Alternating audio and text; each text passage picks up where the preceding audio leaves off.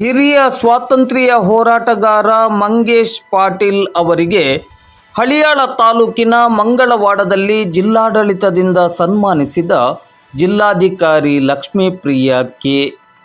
ಹಿರಿಯ ಸ್ವಾತಂತ್ರ್ಯ ಹೋರಾಟಗಾರರು ಹಾಗೂ ಸಮಾಜ ಸೇವಕರಾದ ಮಂಗೇಶ್ ಕೃಷ್ಣ ಪಾಟೀಲ್ ಅವರನ್ನು ಹಳಿಯಾಳ ತಾಲೂಕಿನ ಮಂಗಳವಾಡದಲ್ಲಿರುವ ಅವರ ಸ್ವಗೃಹದಲ್ಲಿ ಜಿಲ್ಲಾಧಿಕಾರಿ ಲಕ್ಷ್ಮೀಪ್ರಿಯ ಕೆ ಅವರು ಇಂದು ಶುಕ್ರವಾರ ಸಂಜೆ 5 ಗಂಟೆಗೆ ಜಿಲ್ಲಾಡಳಿತದ ಪರವಾಗಿ ಗೌರವಪೂರ್ವಕವಾಗಿ ಸನ್ಮಾನಿಸಿದರು. ಸನ್ಮಾನಿಸಿ ಮಾತನಾಡಿದ ಜಿಲ್ಲಾಧಿಕಾರಿ ಲಕ್ಷ್ಮೀಪ್ರಿಯ ಕೆ ಅವರು, ಮಂಗೇಶ್ ಪಾಟೀಲ್ ಅವರನ್ನು ಸನ್ಮಾನಿಸಲು ಅತೀವ ಹೆಮ್ಮೆ ಎನಿಸುತ್ತದೆ. ಜೀವದ ಹಂಗು ತೊರೆದು ದೇಶಕ್ಕಾಗಿ ಅಂದು ಇಂತಹ ದೇಶಭಕ್ತರು ಹೋರಾಟ ಮಾಡಿದ ಫಲವಾಗಿ ಇಂದು ನಾವು ನೀವೆಲ್ಲರೂ ಈ ದೇಶದಲ್ಲಿ ಅತ್ಯಂತ ಸ್ವಾಭಿಮಾನದಿಂದ ಬದುಕು ನಡೆಸಲು ಸಾಧ್ಯವಾಗಿದೆ ಎಂದರು. ಮಂಗೇಶ್ ಪಾಟೀಲ್ ಅವರಿಗೆ ಭಗವಂತ ಆಯುರಾರೋಗ್ಯವನ್ನು ದಯಪಾಲಿಸಲೆಂದು ಈ ಸಂದರ್ಭದಲ್ಲಿ ಪ್ರಾರ್ಥಿಸಿದರು.